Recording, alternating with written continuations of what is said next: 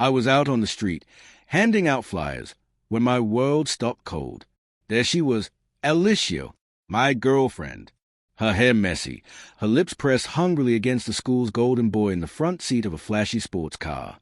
I knocked on the window, my heart pounding, but before she even glanced at me, he smirked and asked her, "Who's this?" Leaning against him, Alicia didn't hesitate. "Just a simp. If you don't like it, I'll dump him right now."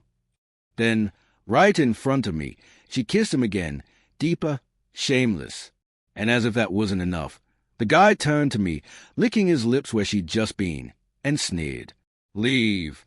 Beauties only belong to the strong." I held my ground, my voice calm, cutting.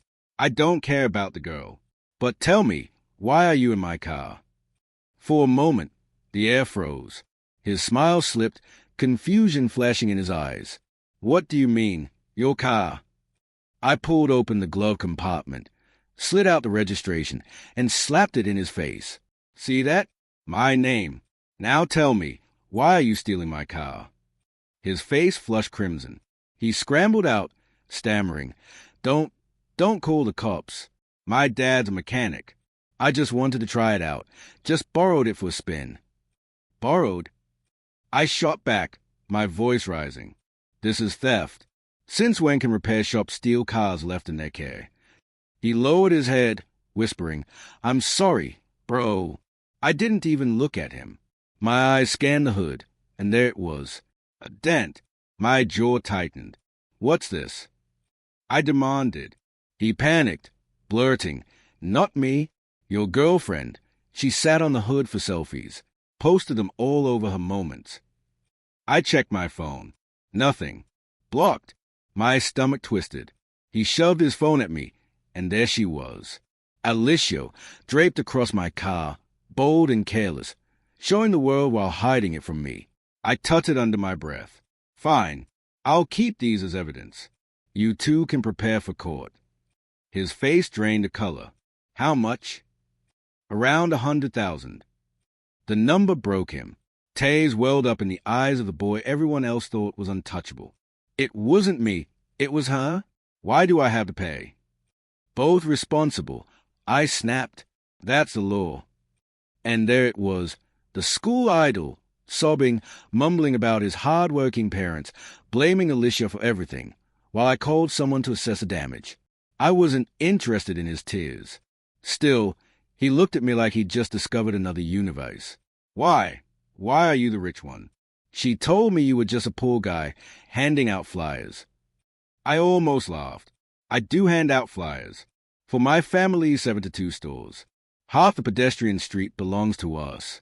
What's wrong with helping my own business?"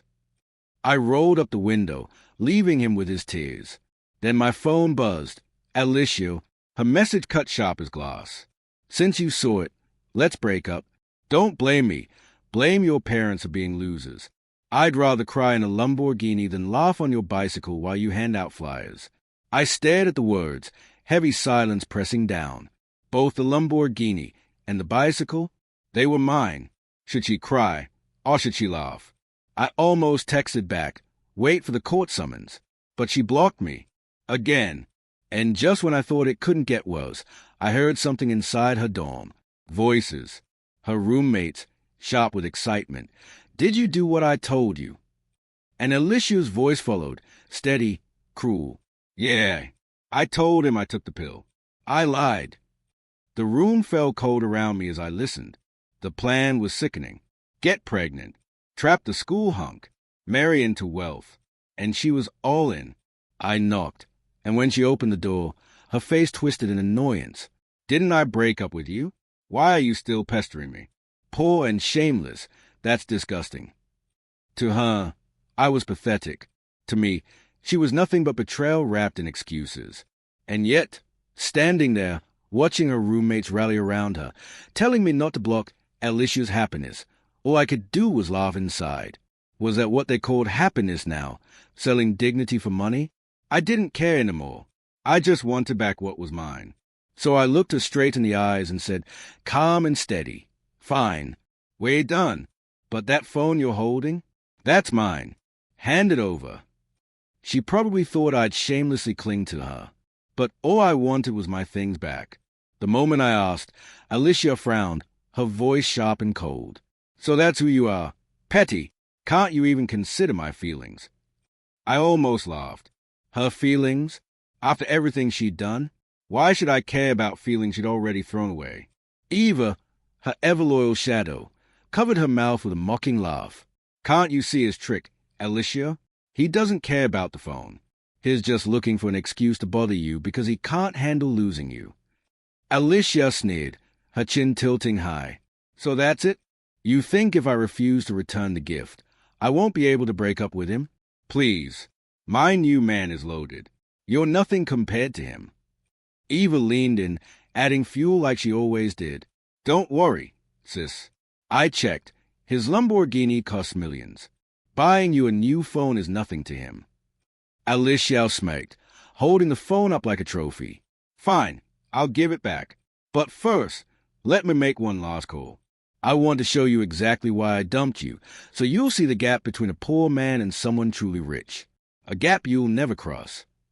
For a second, I wondered if she really meant the so-called heartthrob, the same guy whose father once lied to me about not even being able to make rent. The irony almost made me smile. She dialed, putting it on speaker so the whole room could hear. Her voice instantly turned sweet, pitiful.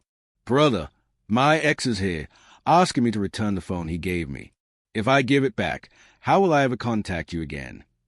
She waited for his indulgence, for his charm, for her moment of glory. Instead, his roar shattered the room. You damn bitch. Don't let me see you again, or I'll beat you every time I do. The line went dead. Silence fell. Alicia froze, the phone trembling in her hand. Eva's eyes widened, stunned. Then, almost desperate to cover the humiliation, Eva grabbed a book and hurled it at me. What did you say to him downstairs? You must have slandered her. Alicia's face twisted in rage, shaking. Yeah, he never treated me like this before. It must be you. You're disgusting. I exhaled, tired. I didn't say a word about you. Just give me back my things. But they wouldn't listen. They didn't want to. The truth was simple. Alicia's little game had finally backfired. The selfies on my car, the arrogance, the lies. It had cost the school hunk more than he could ever afford. And now, he hated her for it. Still, Eva sneered, refusing to admit defeat. This is why I told her to be brave. To date him instead of you. At least he looked rich. You? You're nothing but a pathetic trickster. A simp. I looked her dead in the eye. So you admit it. You pushed her to betray me. Eva snapped back without hesitation. Betrayal? I saved her. What? Should I have let her sink into marrying you? She'll thank me for it one day. Alicia's patience ran thin. Her voice dropped cold. Fine. Take your phone. But on one condition, apologize to him. Admit you lied about me. Clear my name. Eva clapped like a judge delivering sentence. Yeah. Kneel and apologize if you have to. Restore her honor. I stepped forward, plucked the phone from Alicia's hand, and spoke with a calm finality. Why should I apologize for something I didn't do? And while we're at it, we still haven't settled the accounts. I walked past them, sat down at a desk, and began to calculate every gift, every transfer, every expense I'd ever covered. If they thought I'd just leave empty-handed, they didn't know me at all. Alicia's voice cracked with disappointment, almost pleading. My friends are here. We once loved each other. Do you really want to humiliate me like this? I didn't look up. I kept writing. Then, suddenly, Eva's phone clicked. She had snapped a photo of me. Her grin was dripping with disdain. Perfect. Today I met the ultimate loser. I'll post it right now, so everyone can see what kind of pathetic man you are. I thought she was bluffing, but when I checked my phone, the post was already up. A photo of me, captioned with venom. OMG girls, never date a poor guy. The poorer they are, the more trouble they bring. My best friend got stuck with one. It's terrifying. My jaw tightened. This is between Alicia and me. Why do you keep twisting it into money? You might as well tattoo gold digger on your forehead. Eva didn't even flinch. So what if I like rich men? Do you have the right to be jealous? If you were rich, you'd be the one insulting me right now, not the other way around. Her voice rose with every word until she stormed to the window, pointing down at the street below. See that? Rich men drive million-dollar Lamborghinis. They chase ambition. They chase power. You're sitting here with a notebook, counting receipts like a beggar. No wonder girls get sick of you. Finally, someone else spoke. A quiet voice cutting through the chaos. One of their roommates. Enough, Alicia. Just pay him back. This is your fault. The words hung in the air like a knife. Alicia's face shifted instantly. Her eyes narrowed. What do you mean? Are you taking his side? Eva jumped in, snarling. Of course she's jealous. You found a guy with a Lamborghini and she can't stand it. So now she's siding with him, accusing you, slandering you. The roommate's cheeks flushed red with anger. Don't you dare put words in my mouth. Her name was Lisa. I knew her. A quiet, poor student who lived off scholarships and student loans. She never took handouts, never let pride slip. I remember the day I brought desserts for everyone, and she was the only one who refused. I can't accept what I didn't own, she'd said. Now, she stood there, fists clenched, as Alicia turned her icy gaze on her. Lisa, I know you're poor. I know you rely on loans to study. Maybe that's why you resent the rich. But let me tell you something. Alicia's voice hardened, cruel and dismissive. Being a good person doesn't pay the bills. Lisa's eyes widened, hurt and confused.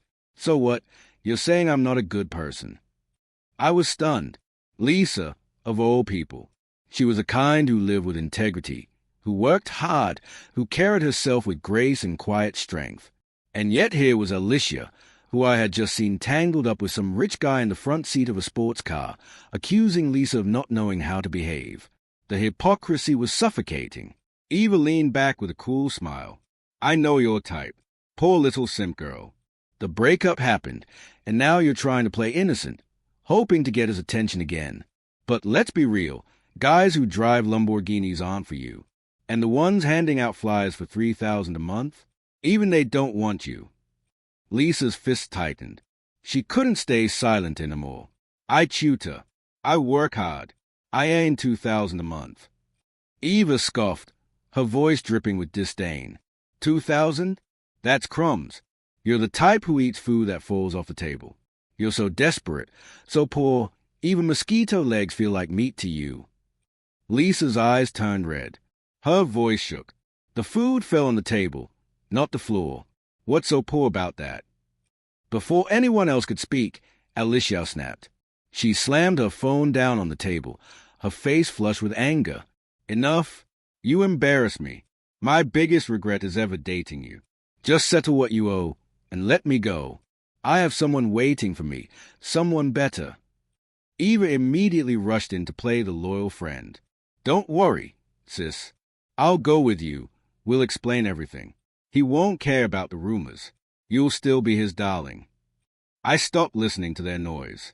I only cared about the math, the cold numbers that told the story of our so-called love. A year together. Gifts, transfers, little indulgences. When I added it all up, the total made me pause. 18,000. 18,000 I poured into her. 18,000 while I lived off a few hundred a month. Even Alicia and Eva froze when they saw the number. They checked, then checked again, as if hoping I had miscalculated. But the truth stared back at them. The amount was real. Alicia's bravado cracked. 18,000. I can't come up with that right now. Eva panicked, grabbing her hand. Don't worry, sis. Your chance with a rich guy depends on this. We'll find a way, even if it means borrowing from anyone we can. Your reputation is worth more than this loser. Alicia, desperate and scared, nodded. Fine, but my family can't know. If they hear about this, they'll kill me. I almost laughed. If 18,000 would get her killed, what would she do when she learned about the 100,000 repair bill for that sports car? Still, they scrambled. Friends chipped in, a few hundred each, until they had 8,000. But it wasn't enough. Eva bit her lip and whispered, I know someone. A loan shark. If we borrow, We'll have the full amount. Don't worry, your new boyfriend's rich. He'll cover it. And so they borrowed 10,000, handed over by a man who smelled of danger. Just like that, the debt was complete. When they finally returned the money, Alicia threw the phone at me with venom in her eyes. Satisfied now? Get lost. From this moment on, we're strangers. I nodded, calm, then turned to Lisa. Come with me. She blinked, surprised, a faint blush rising to her cheeks as she followed me. Eva sneered behind us. I knew it. The moment he got his money, you two hooked up. Lisa's voice trembled, close to tears. It's not like that. But Eva wasn't finished. Pretend all you want. Coquette. Poverty runs in your blood. Even your parents must be shameless. No wonder you cling to men like him. Alicia crossed her arms, looking at me one last time with disdain. Good thing I left you. A useless man like you. She can't have you. I looked Alicia dead in the eye and let the words slip out, sharp as a knife. A whore and a dog. May they last forever. Then I turned, leading Lisa out of the dorm into the quiet hallway. She lowered her voice, almost trembling. I only spoke up because I was angry. Don't take it the wrong way. I just want to study hard. I'm not like what they said. I gave a faint nod. I know. You're aiming for scholarships, tutoring jobs. You don't even have time for romance. Lisa blinked at me curiously. Then why did you ask me to come out? I hesitated for a moment, then said, You have the contact directory, right? I need Alicia's home address. Her eyes widened in panic. She grabbed my hand in a rush. What are you planning? Don't do anything reckless. There was real fear in her voice, but also something else. She looked me straight in the eyes, her tone serious now. We may be poor, but we still have dignity. Others may be at fault, but don't throw your future away because of their mistakes. The whole way fell silent. I didn't know what to say. She must have thought I wanted to drag Alicia's whole family down with me. Realizing she was still holding my hand, Lisa blushed and quickly let go. Then, softer, she said, You're hard-working, determined. You deserve better. In 10 years, Alicia will regret everything. I couldn't help but smile. It won't take 10 years. The dealership already assessed the damage. If a family lives in the city, she'll regret it much sooner. Lisa froze, staring at me in shock. What do you mean? I leaned in, voice calm but heavy. The sports car downstairs. It's mine. Her lips parted in disbelief. She thought I was joking, until I showed her the registration papers. Only then did she believe me. Dazed, almost dreamlike, she went to fetch the contact directory. When she handed it over, she looked like she was sleepwalking. The address? Just a few kilometers from the dealership. Fate has a twisted sense of humor. I called the dealership, and within minutes they promised to send a damage report. That's when it hit me. Alicia had already given me back her phone. How would I chase a family down later without it? So I went back to her dorm. The moment Alicia saw me, her eyes flashed with irritation. Why are you back? I held out her phone. You don't have one anymore. Keep this for a couple of days. Eva clutched her chest dramatically, pretending to gag. I'm going to puke. I told you, this simp is doing it on purpose, playing this hot and cold game with you. Alicia snapped. Do you think I'm an idiot? Stop pestering me. You're embarrassing me in front of my friends. And just then, Eva's phone rang. She frowned, confused. Alicia, why are your parents calling me? I froze. The dealership was fast, maybe too fast. Her parents couldn't reach her, so they called Eva. Alicia snatched the phone. Mom, what's wrong? But before she could finish, her mother's voice exploded through the speaker. Don't call me Mom. Do you know how much we make? You've ruined us. The yelling echoed through the room. Alicia's face drained of color. She stumbled into a corner, clutching the phone, and then she broke. Tears ran down her cheeks. Eva rushed over, panicked. Sis, what happened? Between sobs, Alicia confessed. I know why he's angry. I sat on his car. I dented it. And now he wants my family to pay. $137,000. Where are we supposed to get that kind of money? Eva's eyes widened. Just from sitting on it? That much? Alicia nodded miserably. The bill's already at my house. My mom sent me a picture. Her hand shook so badly she could barely hold the phone. She sank onto the bed, dazed, as if her whole world had collapsed. Eva bit her lip. Don't panic. Maybe there's another way. If you're pregnant, if you're carrying his child, would he really dare to ask you for the money? Alicia's teary eyes flickered with desperate hope. Right, even if he doesn't care about me, he has to care about the baby. Eva leaned in, whispering urgently, and if he still pushes, you show up at his house. Make a scene. His family won't let him ignore you. They'll cover the costs. Maybe even insist on marriage. You could still get everything you wanted. Alicia sighed. Hello, I wanted to use a baby to marry into wealth. Who knew it would only cover a repair bill? Eva stroked her arm. Hundreds of thousands isn't small. Your parents would need years to earn that. Who says you can't still marry rich? Maybe his parents will give you a car on top of it. I wanted to speak up, to tell her the truth, to remind her, pregnancy or not, the debt wouldn't disappear. But before I could, Alicia shot me a venomous glare. She stormed over, yanked her phone from my hand. Don't say a word. Get out. I don't want to hear your voice. Eva crossed her arms. Yeah, loser. Leave. We're trying to fix this without you. If you keep bothering her, we'll sue you for harassment. I gave a small nod. Fine. If court is what they wanted, we'd meet there anyway. Just then, Alicia recorded a voice message, her tone soft, pleading. Please, come downstairs. I want to talk to you. Moments later, a reply came. The voice of the so-called Heartthrob filled the room. Sure. Alicia's phone buzzed with a sharp, venom-filled voice on the other end. You slut. I want to talk to you too. Come down now. Her hands trembled as she lowered the phone. Turning to Eva, her voice cracked. With that attitude, do you think he'll ever forgive me? Eva didn't hesitate. Go down and beg him. I'll go with you. She pulled Alicia to her feet, glaring at me on the way out. Move. I didn't flinch. I just turned my back and walked out of the dorm. And right then, Lisa appeared, her timing uncanny. Alicia and Eva swept past her, determined. Lisa slowed beside me and whispered, Will you make Alicia pay a lot? I shook my head. No, she should pay what she owes.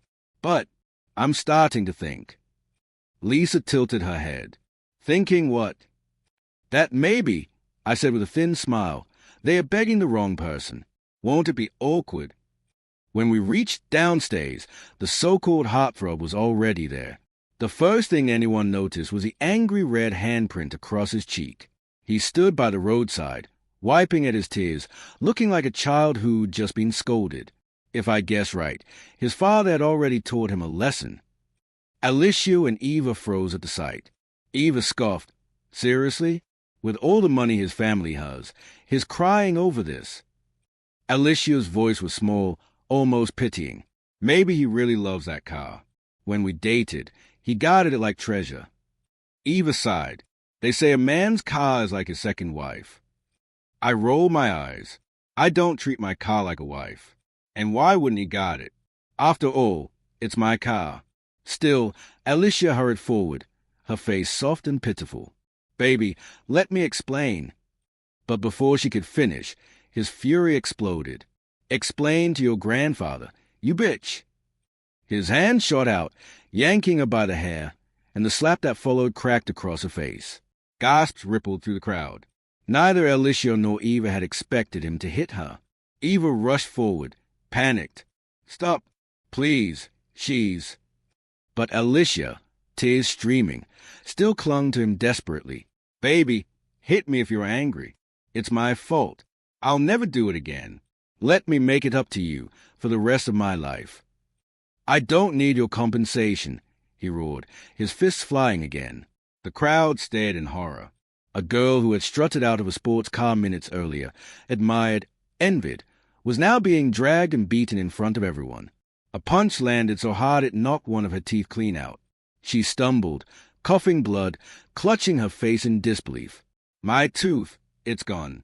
Eva, get some milk. I couldn't help but mutter, almost amused. Smart. If you keep it in milk, maybe it can be reattached. Lisa turned to me, stunned. Are you actually enjoying this? I smiled. How could I? We were in love once. Seeing her like this, it hurts too. Then why are you smiling? I'm just naturally cheerful, I said. People who smile often have good luck. Finally, Alicia's swollen, bloody face turned toward me. You're not even a man. Look at me. I'm being beaten half to death, and you still won't help me. I met her eyes. Steady.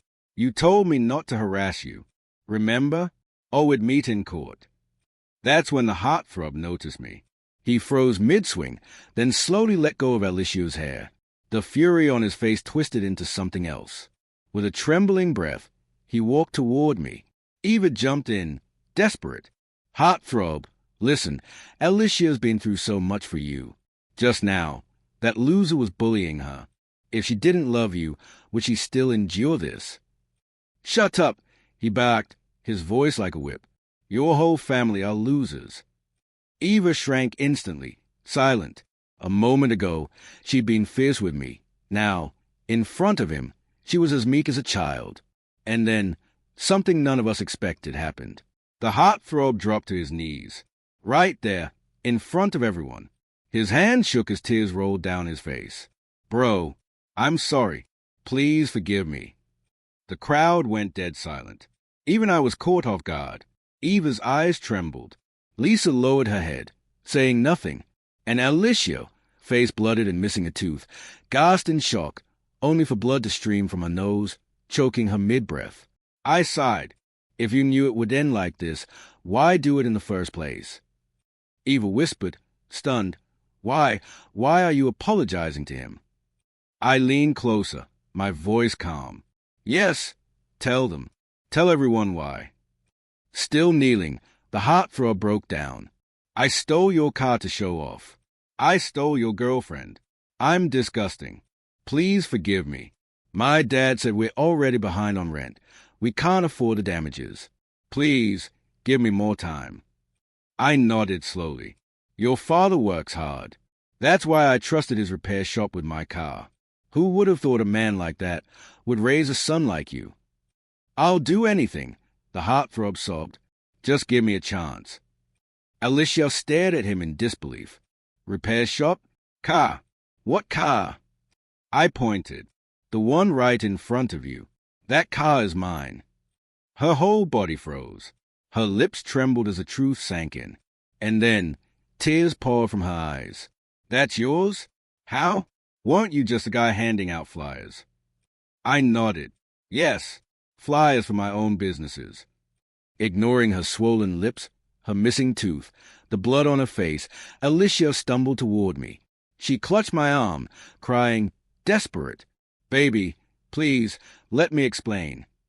But I shook her off, my voice colder than ever. I'm not your baby. We're already over. I rested a hand on the so-called heartthrob's shoulder, and he looked at me with eyes that weren't just scared. They were begging. This isn't your dad's fault, I told him calmly. It's yours. And in a way, I should thank you. You showed me my girlfriend's true colors. You helped me, so I'll help you, just this once. I paused, let the silence hang. Then I said, You'll graduate next year. Negotiate the compensation. Once you're working, you can pay it back over 3 years. He blinked, shocked. Really? Yes, I nodded.